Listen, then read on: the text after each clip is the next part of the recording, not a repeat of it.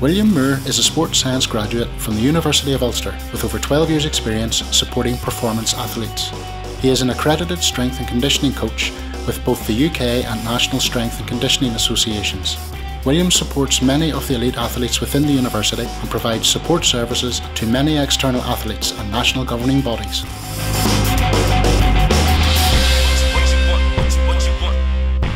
After we have massaged the areas, we can then stretch them to improve mobility around the joints. This work is best carried out late in the evenings. If we foam roll and stretch the muscles before we retire to bed, we elongate the muscles for a longer period of time, and our attempts to improve flexibility and mobility will be enhanced. Conversely, if we were to try to do this work at lunchtime and then jump into the car or sit back at a desk for a few hours, the muscles would shorten and our attempts to improve flexibility would be futile. We want to improve the flexibility and the mobility at most of the joints on the lower body. Again, these are the muscles that are used in the running motion, and what we want to do is restore good flexibility to these muscles. The stretching and mobility exercises specifically include ankle mobilizations, hamstring stretches, stretching the rectus femoris muscle, stretching the adductor muscle group, and stretching the glute muscle group. We will now concentrate individually on the stretching exercises and the mobilization drills.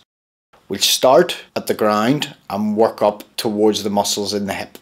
So we'll concentrate initially on the ankle joint and completing ankle mobilizations.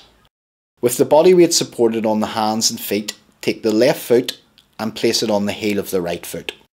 We then want to push through the left foot and to use the arms to move the body back and forth in a rocking motion that gently mobilizes the ankle joint. With this drill, we want to complete 2 sets of 10 mobilizations on each ankle. After completing the ankle mobilizations, we then want to switch our attention to the hamstring muscle group. This is a muscle which is heavily used in running and also tends to be very short in many individuals who sit at a desk for extended periods of time. To stretch the muscle, we need to lie on the floor with both sides of the hip in contact with the floor. We need to attach a piece of rope or belt over our right foot and hold the rope in hand. Whilst keeping the leg straight, we want to slowly extend through the hip to raise the foot as high as possible. As you reach the end of the range of motion, we want to apply gentle pressure with the hand to the rope to pull the hamstring into a stretch. We want to hold this stretch for approximately 6 seconds, slowly breathing out as we hold the stretch, and then we can relax. With this stretch, we want to repeat it for a total of 5 repetitions on each side of the hip. The rectus femoris stretch then is used to stretch the rectus femoris muscle at the front of the thigh. Again, this is a muscle which is heavily used in running actions and also can tend to shorten in many individuals that hold desk-bound jobs. We want to locate ourselves on all fours close to a wall. Locate one foot against the wall and the knee on a gym mat. We then want to move the body into an upright position as shown in the photograph. When we're in the upright position, we want to clench the glute tight to extend the hip forward and again hold this position for approximately 6 seconds. With this stretch, we want to repeat it for a total of 5 repetitions on each hip. Moving on to the muscles of the groin, we now want to concentrate our focus on the adductor muscle group. We need to locate ourselves on all fours on a gym mat with knees spread apart. Gently rock back and forth 5 times whilst trying to keep the pelvis in a neutral position. Once we've completed 5 rocking motions back and forth, we will find that we will have freed up to some extent the muscles in the groin, and we can now move our knees a few further inches apart.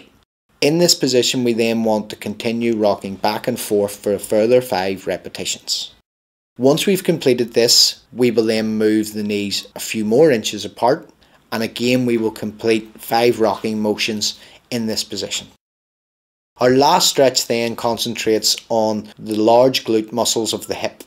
We want to locate ourselves on a gym mat, lying on our back, and then cross the right leg over the left leg so that the right ankle is located on the knee of the left leg. In this position, bend the left knee whilst keeping the left foot in contact with the floor, and then slowly draw the left thigh closer to the chest to increase the intensity of the stretch. With this stretch, we want to hold it again for approximately 6 seconds, and we want to complete 5 repetitions on each hip. When we are stretching, it is important to never stretch a muscle to the point where it becomes painful. Pain in a stretch is indicative of the fact that we are causing damage within the muscle. We do not want to take the stretch to this extreme point. We simply want to stretch the muscle to the point where we feel tension in the muscle. The tension can then be gradually increased as we complete more and more repetitions, and as we get accustomed to the experience of stretching, we can increase the intensity of the stretch over the coming weeks. The more we complete a flexibility or recovery training program, the more benefit we get from it. Ideally, it should be completed around 3 to 4 times per week, on days that are interspersed between the aerobic training sessions. Initially, this work will be uncomfortable. There can be some sensitivity with the foam rolling and with the stretching, but you will start to appreciate the benefits of the recovery training program. The recovery training session will improve flexibility, and it will also allow us to feel rejuvenated and ready to take on the next training session. In the initial weeks of training, we should concentrate our efforts on building the duration of the aerobic exercise sessions and completing the recovery training sessions.